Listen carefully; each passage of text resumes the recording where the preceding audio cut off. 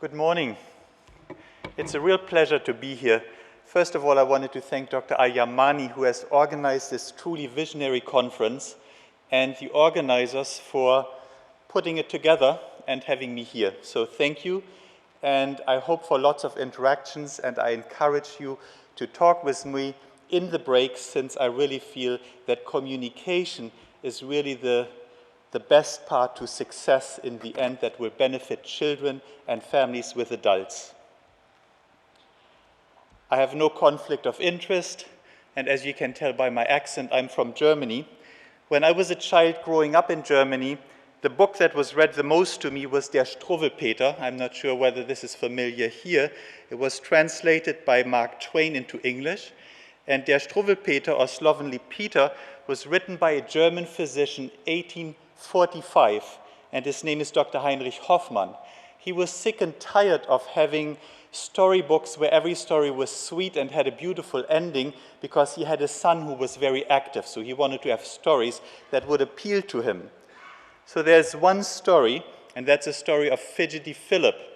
And let me just read you the first part here. So this is a nice family that you can see here, nice upper German class family. Let me see if Philip can be a little gentleman. Let me see if he is able to sit still for once at table. Thus spoke in earnest tone the father to his son, and the mother looked very grave to see Philip so misbehave. I wanted to point out two things. When you use DSM-4 criteria, you find that Philip, not surprisingly, has the hyperactive type of ADHD.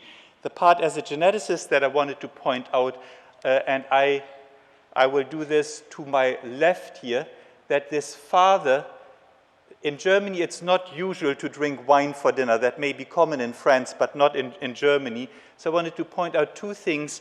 The father having wine may point to that he has a problem with alcohol, and the other part that you can see is that's not the way to hold your knife in Germany, so he may have some problems with anger management. So as one of the comorbidities. And here you see the problems that happen to little Philip here, that it's really a burden on the family.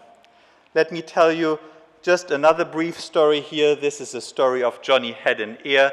As he trudged along to school, it was always Johnny's rule to be looking at the sky and the clouds that floated by, but what just before him lay in his way, Johnny never thought about, so that everyone cried out, "Look at little Johnny there, little Johnny Head in Air." So there's quite some teasing going on with children who have, as in this case, the inattentive type of ADHD. And as you can see here, another story that doesn't end well. Fortunately, the ending is he only loses his school book, but at least he is safe. So much of an introduction. When I was exposed to learning about ADHD, and that was as a 3-year-old, and I knew this book by heart, wonderful stories. I really call it the Bible for child psychiatrists. It has stories where children play with fire, where children suck their thumbs, and where there are various behavioral differences. So if you want to read what's wrong with children in Germany, go pick up this book here. I'm a geneticist, so I will focus on the genetics of ADHD, but the point that I want to make is that the causes of ADHD are poorly understood, but what we are beginning to now understand ADHD better and better, and what has become clear is that ADHD has a number of causes, and these causes are environmental, they are genetics, and most of all, and that I find the most important part, are the interactions between environmental causes and genes. As a geneticist, I love twin studies, and there are multiple studies that you can see here, and even though this may look like a complicated slide, I will guide you through it and you will understand it from start to finish. As you can see here, each of these double bars is an individual study here, and what these bars mean in blue, those are monozygotic twins, and as you all know, monozygotic twins are those twins who have the identical genetic material born at the same time, whereas dizygotic twins, shown here in red or in orange, are those twins who are as related as siblings are, so their genes are about 25% in common, and those are children born at the same time. When you look at approximately, and here you find this confirmed in every single study, when you look at this study, for example, when you look here, you find that if 100 twin pairs are born that are monozygotic twins, where that means both of them have identical genetic material, that if one twin has ADHD, then only 70 of the other twins will have ADHD, so 30 don't. And what that is telling us as a geneticist, that even though the genetic material is identical, that the phenotype is not identical in all cases, meaning that, as Dr. Swanson told you beforehand, that there's a major genetic component to it, and this study, for example, would suggest that the heritability is 70% and that the environmental effects are 30%. And this is intriguing when you compare this to dizygotic twins, where if one twin has ADHD, then out of 100 twin pairs, only 25 of the other twins would have ADHD. And so this, in essence, would correspond to the recurrence rate in families. If one child has ADHD, there's a 25% chance for the next child to have ADHD. As a geneticist, I can tell you the more individuals in a nuclear family are affected, the higher the risk of having ADHD in the next family. So, for example, if both mother and father have ADHD, the risk is as high as 50% and higher. And I will tell you more about that, but I'm intrigued by the fact that numerous studies come up with similar results that show there is a quite substantial contribution of genetics to ADHD, but as you will hear in the following talk by Dr. Lanfer, there is an equally important contribution of the environment and of environmental factors in interacting with genes. Just to show you other studies where the inheritance pattern is not quite clear, and these studies have been done in a similar way as have, based on twin studies, as have done other studies. So most people probably would think that breast cancer would be almost exclusively genetics, and you can tell there's a contribution of only about 25% is genetics, whereas 75% is environment. Not surprisingly, asthma has a genetic component, but clearly the environmental component is outweighing the genetic component. In contrast, schizophrenia and ADHD have a large genetic component and a somewhat smaller environmental component, and only height, which is about 90% determined by genetics, but then again determined about 10% by nutrition and other environmental factors. So as a geneticist, twin studies like these are a wonderful way of looking at are genetic factors contributing to the etiology of what we call a complex genetic disorder, where this is not a Mendelian disorder, where there is either a 50% inherent recurrence risk or an autosomal recessive disorder, where there's a 25% recurrence risk. Dr. Swanson talked about genetic approaches to ADHD, and let me amplify on that just ever so briefly. There are, of course, as Jim talked about, there are candidate gene approaches, and I will tell you just a little bit about that more. Genome-wide scans, fine mapping of linked regions, gene identification, and the one that you can't read here, you'll be able to read in just a moment, is genome-wide association studies. Let me guide you through those, and let me tell you what I think are the best studies that will help us understand ADHD in this year. So candidate gene approaches have been done for a number of times, and Jim's study and other studies have been on the forefront of studying candidate genes in ADHD. In order to look at candidate genes, you have to have some understanding of areas of the brain and genes that might be involved in ADHD. And as you have heard just in the previous talk, in Jim's talk, you know that genes such as dopamine transporter are important for reuptake of dopamine, that the receptor, the best studied gene here, dopamine receptor D4, DRD4, have been candidate genes that have been studied for quite some time, and numerous studies have shown that indeed several of those candidate genes increase the risk for having ADHD if you have a specific SNP, a specific genetic set of these candidate genes. Another study that Jim alluded to is genome-wide association studies. So these are studies where you look at, for example, 1,000 individuals that have ADHD, and you look at controls where for example, 1,000 individuals who do not have ADHD. When you do this, this is quite an expensive undertaking, and what people have done these studies, and they have been done by multi-center studies, and I will show you the same slide that Jim showed you. This is the first report of a genome-wide association scan of attention deficit hyperactivity disorder, which was done by Steve Ferrone's group, and what they find is none of the genetic association tests achieved genome-wide significance. So at this point, even though I do not want to dismiss genome-wide association studies for the future, at this point they have not brought the successes that we had hoped it would do. Let me tell you about approaches that have been successful, and these include genome-wide scans, fine mapping of linked regions. Those have actually led to gene identification at this point. So let me focus now on two different approaches, one where you look at small pedigrees and another one where you look at large pedigrees.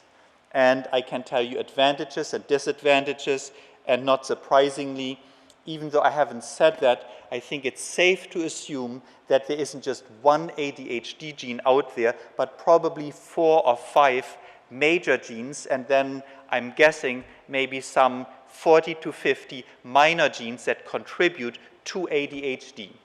So the disadvantages, let me start with those.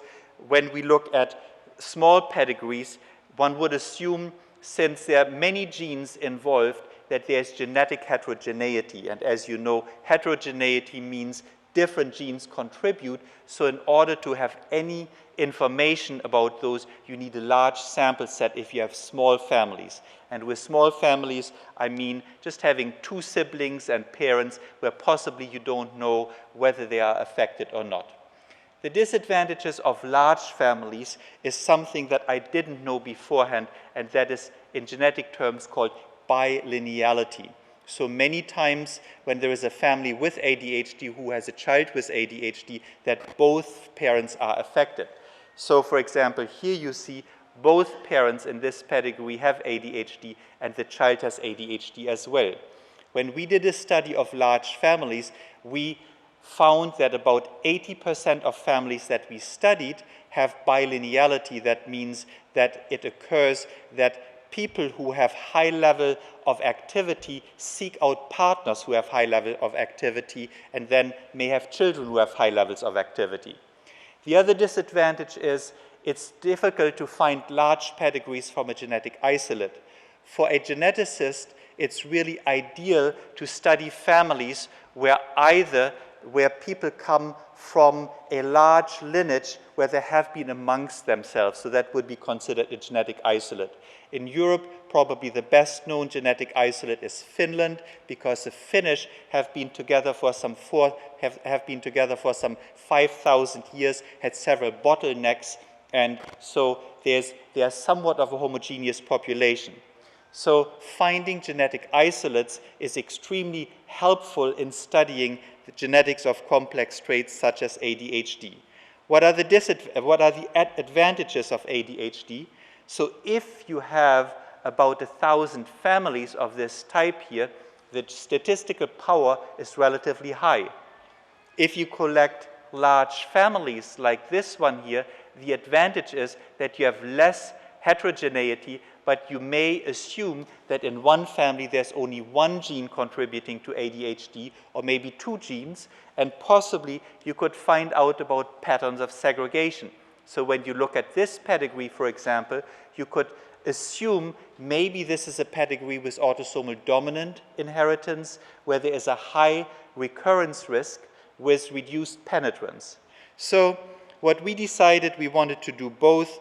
We felt that by looking at small pedigrees and large pedigrees, that this might help identifying genes that contribute to ADHD. And this is what I'm going to tell you over the next few minutes, over the rest of my talk. The population isolate that we have studied is an isolate that lives in South America, in Colombia, between the central and western Andes. They live here in this valley, in this valley, in the eastern Andes and the central Andes, and they call themselves the Paisas of Antioquia. So they have large families. They came 400 years ago from Spain, and they have, in essence, intermarried. So out of 30 families that started out 400 years ago, there are now a total of 5 million people. I have to tell you, for a geneticist, this is a dream come true. It couldn't get any better. People who have large families, who marry amongst themselves. This is truly, for a geneticist, you are able to identify genes in these large families. So when you look at a real family here, this is not computer generated, we find when we do detailed phenotyping studies, and I have to tell you, those are really the most important studies. It's not the genetic studies, but it's the clinical studies to define the phenotype in all aspects here. We find that these individuals with the red dots in here have ADHD, and some don't quite fulfill all of the DSM-4 criteria, but have almost ADHD. And when we look for comorbid disorders, we find that a number of them who have ADHD have conduct disorders, others have, as you can see here, have oppositional defiant disorders. And interestingly, in a large family like this, you find individuals who have conduct disorder and oppositional defiant disorder even without ADHD. And of course, not surprisingly, there are additional comorbid associations, and those include alcohol dependence, as you see here, and nicotine dependence. So those are, of course, only in the adult generations. You won't find many children who smoke or drink. But this would be a typical pedigree in the Paisas, of the Paisas in Antioquia.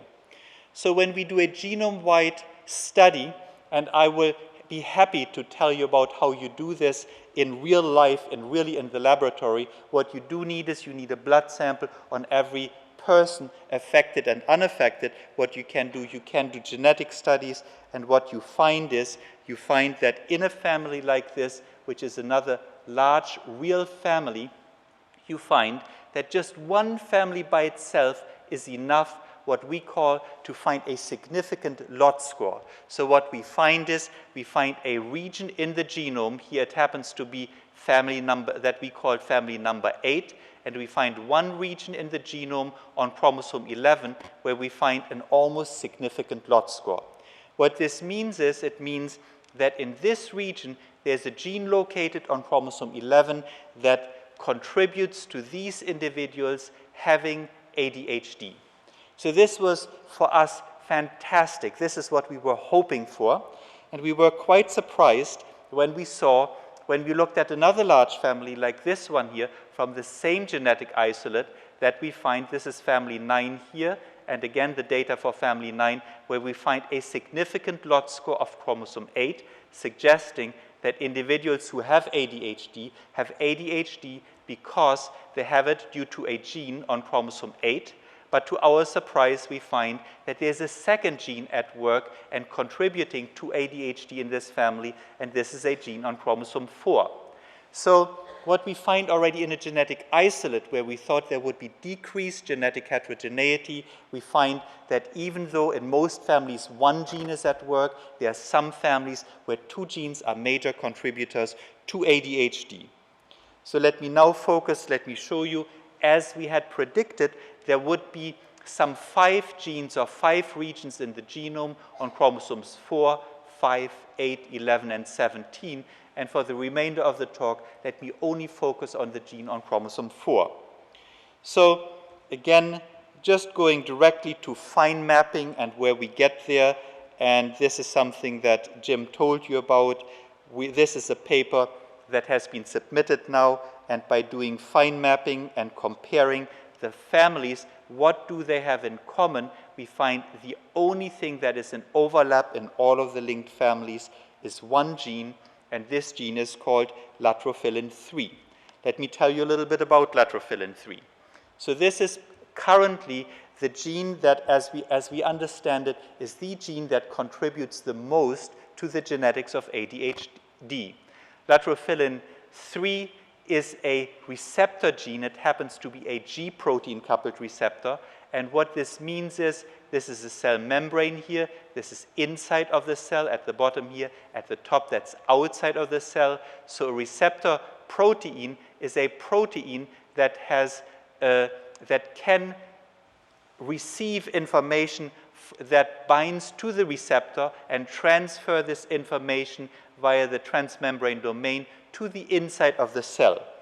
And this is actually in common with dopamine receptor 4 and dopamine receptor D5, which are also G protein coupled receptors. Latrophilin 3 is a gene that has very poorly been studied. However, the relatives latrophilin 1 and 2 have been studied, and they are genes that are known receptors for alpha-latrotoxin. That's also called black widow spider venom, and that stimulates exocytosis of GABA containing presynaptic vesicles. And so this would actually fit quite nicely with ADHD, and then not surprisingly, when we measured where is this gene expressed, it's very little expressed in the rest of the body. It's mostly expressed in the brain, and within the brain it's expressed in the mesolimbic system, in brain regions of the mesolimbic system, and as you know, those are associated with ADHD. So it all fits nicely together. I wanted to see, is this just a gene that's important in the pisas, and that would be, of course, of interest for the pisas, but I wanted to see, did we find any association in the US families that we had collected at the NIH, and in a collaboration with Klaus-Peter Lesch in Germany, is there any correlation there?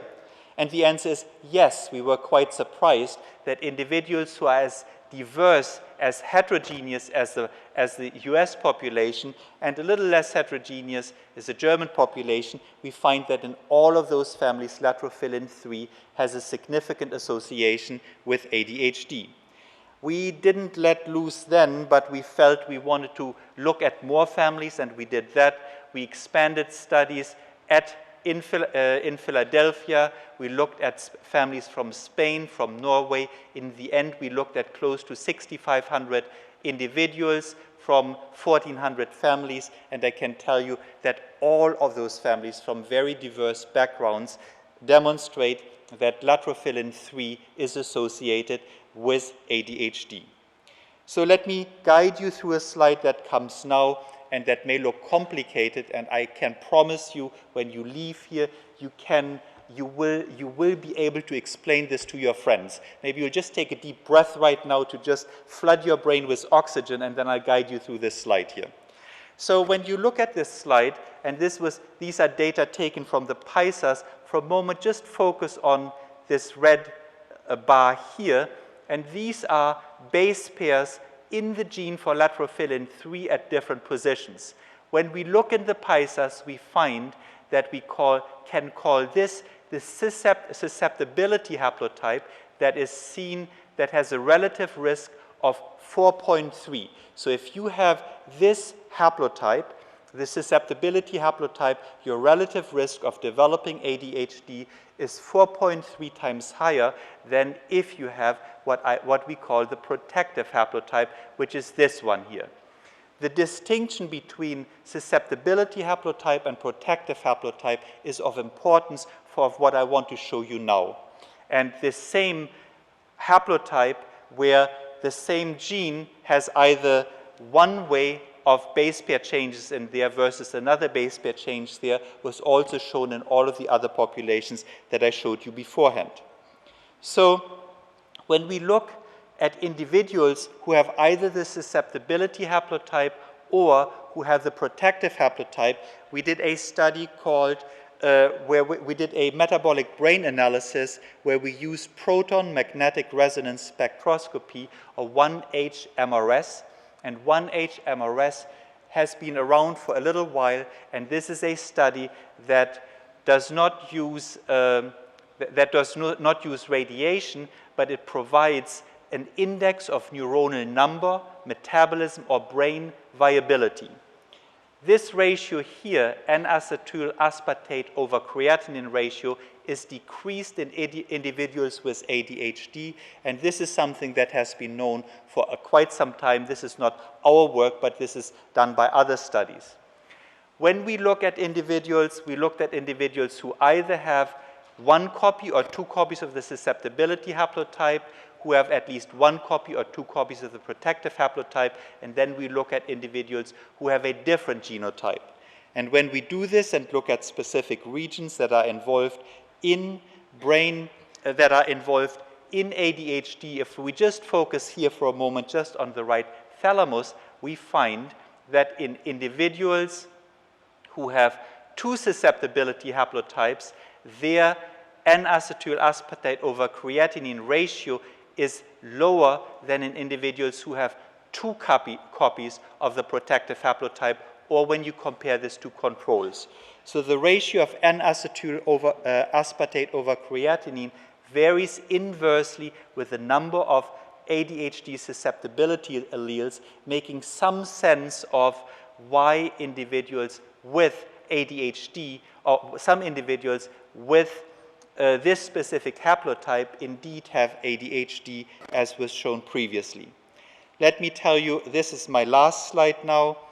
Let me tell you that we used this same study, and using the test that was developed by Dr. Jim Swanson, where he used measures where he didn't, and again, I promise you, you will understand this slide as soon as I guide you through this, where he used measures for this would be item 1 of the hyperactive type, item 2 of the hyperactive type, and so on.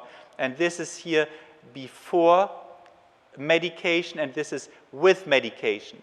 And what you find is, you find individuals, you find those at different lines here, and you see that some individuals who have for example, who have this type here, who have both a combined, for example, this orangish red line, who have a combined type, you find that these are individuals who, after medication, respond quite nicely to the stimulant medication. In contrast, there are other individuals who don't respond that well to medication. When we did a comparative study, when we looked at those individuals who respond to medication versus those individuals who do not respond to medication, we were able to correlate this with the susceptibility haplotype, with the genetic variance in the gene for LPHN3. So this is a study where the genotype, where the genetic studies predict whether a person is likely to respond to stimulant medication or not. And I would say, I'm quite pleased to say that this may well be a first step towards personalized medicine, so that we can predict in the future, not right now this is a research tool, but that in the future we can predict whether someone will respond to stimulant medication or will be better off with other treatment approaches. So in summary, large families have helped identify LPHN3 as one of several genes that confer susceptibility to ADHD. At this point, LPHN3 confers the highest relative risk. Brain imaging studies have shown that link LPHN3 to brain metabolic functions involved in ADHD, and we were pleased to find that specific changes in LPHN3 are associated with response to stimulant medication. And as I said, we're pleased also that this seems to be the first step towards personalized medicine, where the genetics will aid in predicting response to ADHD medication. Thank you very much for your attention.